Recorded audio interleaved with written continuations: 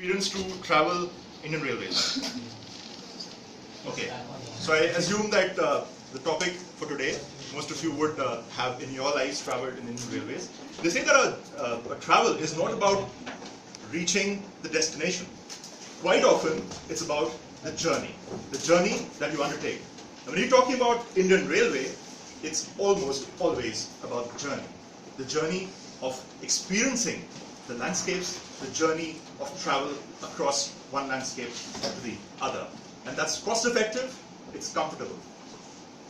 What started off as a 34-kilometer journey from Thane to Mumbai way back in the April of 1853 is today a colossal network of about 11,000 trains daily, out of which 7,000 are passenger trains. So you can well imagine the scale of the Indian Railways. As we speak today here, think about it, on this particular day there would be 11,000 trains crisscrossing the length and breadth of the country. That's huge, that's colossal. And Indian Railways is one medium that has the largest employer it is of in India. It has 1.4 million people. That's staggering. Just imagine the scale of Indian Railways. And today, it's if you look at this, it's a history of Indian Railways. Today, I'll try to present a few small trivia about what Indian Railways is all about. As I flip through the next slide, that's fine. Okay.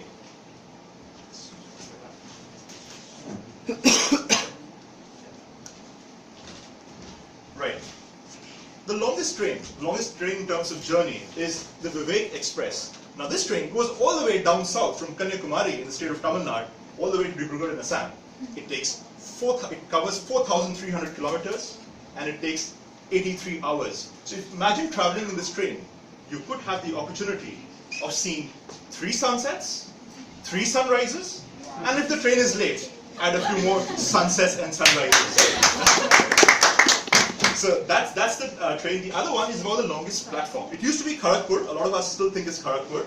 But Limca Book of Records now says that at 1.3 kilometers, mind you, some of the runways on small airports are about 1.3 kilometers. So at 1.3 kilometers, the Gorakhpur railway station is the longest. So you can actually have a couple of trains standing on that platform at the same time.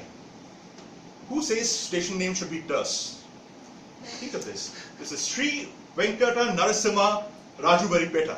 And sometimes, that's the longest name. Sometimes there is Sri to it. So Sri Venkata Narasimha Rajuvaripeta, that's your station. That's the longest station in terms of name, and the smallest is Ib. Where are you going? I'm going to Ib. Ib? Where's Ib? So station names don't have to be terse. They can be, long and short. Next slide. Thank you very much. Think about the station, Navapur station now. Navapur is interesting because it sits between Gujarat and Maharashtra. So if you're eating vada pav, you suddenly imagine, no, I'm now in the state of the khandvis and dhoklas because I'm in Gujarat. So that's the station which actually sits between 2 states. It's called Navapur. In the state of West Bengal, all of us are aware of Darjeeling Himalayan Railway. So it's in the UNESCO Heritage List. It is one of the most picturesque railways that we come across. It still is. It's still chucked by the engine that was created by the Britishers long ago, and it's still in existence today. A lot of people have a lot of stories associated with this Darjeeling Himalayan Railway. Next we have the rakes. The rakes are basically the train coaches. Now if you've travelled in Rajdhani or Shatabdi, any of the air-conditioned trains earlier, you used to have something called the ICF rake. Now we have the LHB, Linke Hoffman Bush, that's the technology with which we're manufacturing in India. The difference is, ICF is about 100 decibels of noise. We just heard a noise a few minutes ago. We can understand how disturbing it could be. LHB is about 60 decibels. It's cut it by about half. The windows are much larger, so you've got a massive, good view of the scene outside, whereas the windows in the ICF rakes are much smaller. The suspension is better. They are longer in terms of capacity. They can have more people. And the main part is, they also have a larger speed, a faster speed. So about 130, 140 kilometers per hour can actually be the speed of these LHB rakes that you see here. And the electronic display boards there versus the manual display boards. So it's a revolution in terms of our technology. The coaches of LHB are manufactured in the Kapurthala workshop in North India, and the ones from ICF are manufactured in Perambur. The Metro Railway is also part of Indian Railways. we still have the coaches from the ICF factory in Perambur that we're still using. We don't have LHB in the metro railways as of now. So we experience the slightly obsolete technology, but it's still being used because it's more cost effective. The LHB rakes are the rakes of the future. Next slide. Thank you. Who can forget food in Indian Railways? So you always expect that kind of food in Indian Railways. IRCTC kitchen in Noida sector 64 has a scale of 25,000 meals a day on a 24/7 basis.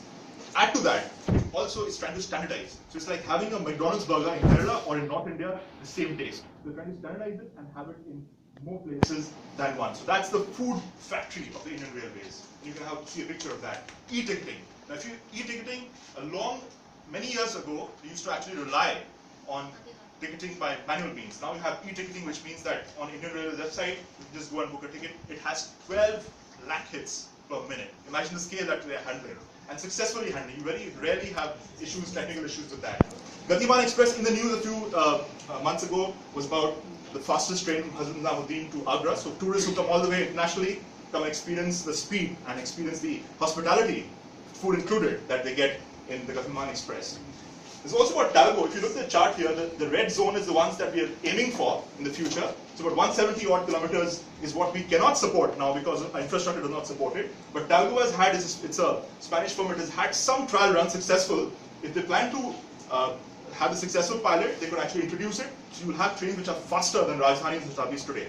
But existing infrastructure does not support this sort of speed. We are somewhere in the 100 and 120, 160 max zone that we have to be content with. But that on its own is good. I mean, in the sense that we have our neighbors who had, speeds which we don't need to mention, so we're better off compared to them. Okay, so the future is not elusive. The future is about bullet trains. Ahmedabad to Mumbai, the trial is on. And the days are not far when we have the bullet trains running on Indian tracks. So if you experience Indian Railways, experience the concept in their holistic nature. We are fortunate to have a network which is the 4th largest in the world and growing. And we should be proud as a traveler in Indian Railways. And if you have the opportunity and you have the time, don't travel air, travel railways, soak in the memory, soak in the expressions, and enjoy your travel, because they say that it is all about experiencing the travel, not only about reaching the destination. Mr. Toastmaster.